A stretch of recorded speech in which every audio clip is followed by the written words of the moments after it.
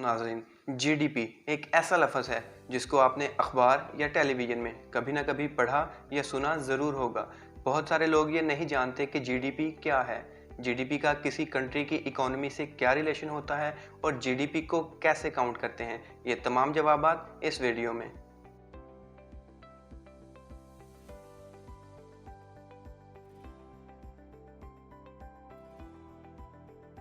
GDP, जिसका abbreviation है gross domestic product.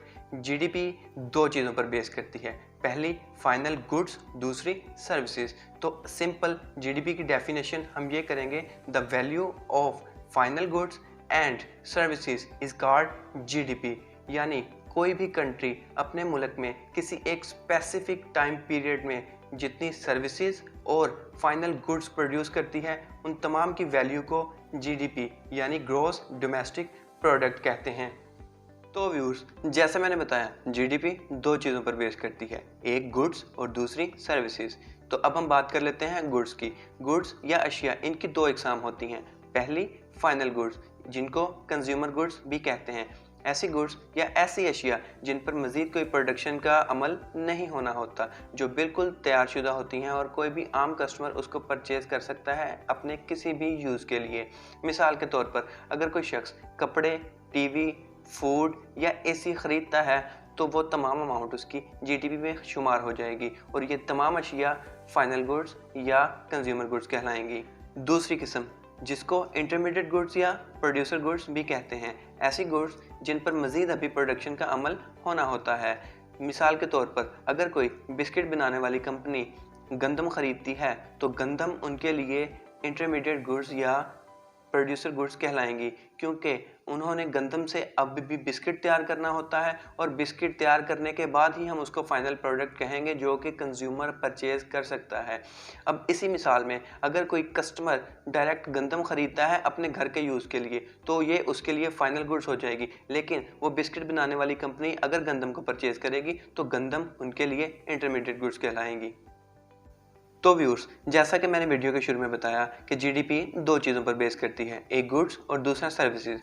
Goods को मैंने एक्सप्लेन कर दिया है, उम्मीद है आपको इसकी समझ आ गई होगी। अब बारी है सर्विसेज की। सर्विसेज यानी ऐसी चीज़ जब आप किसी को पे करके उसका टाइम या उसके स्किल्स खरीदें और आप उनसे अपना दिया गया काम कंप्लीट करवा लें। मिसाल के तौर पर, अगर आप बीमार हैं तो आप डॉक्टर के पास जाएंगे और उनको उसकी फ़ीस देकर आप उनसे मेडिसिन लेंगे, या आपको अगर एजुकेशन हासिल करनी है तो आप किसी टीचर से पैसे देके उनकी सर्विसेज हासिल करेंगे।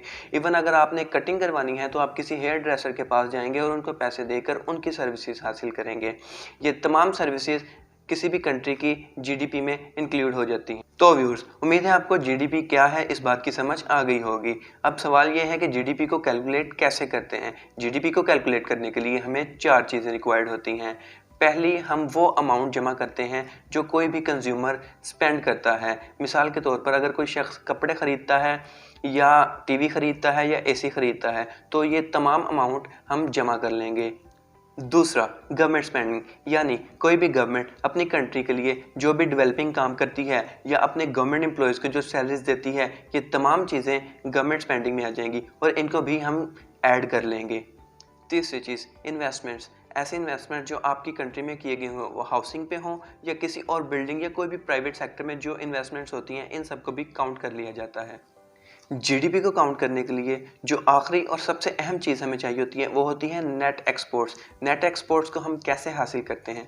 मिसाल के तौर पर, अगर कोई कंट्री 100 रुपये की चीज़ें अपने कंट्री में प्रोड्यूस करके दूसरे मुल्क एक्सपोर्ट करती है और बाहर के ममालिक से 50 रुपये की चीज़ें इंपोर्ट करती है, तो इस मिसाल के हिसाब से उसके पास नेट एक्सपोर्ट्स 50 रुपये आएंगी। यानी एक्सपोर्ट्स में से इंपोर्ट्स को माइनस करके जो हम अमाउंट हमारे पास आएगी उसको हम नेट एक्सपोर्ट्स करते हैं। इन चारों चीज़ों को जमा करने से हमारे पास जीडीपी की कैलकुलेशन आ जाती है।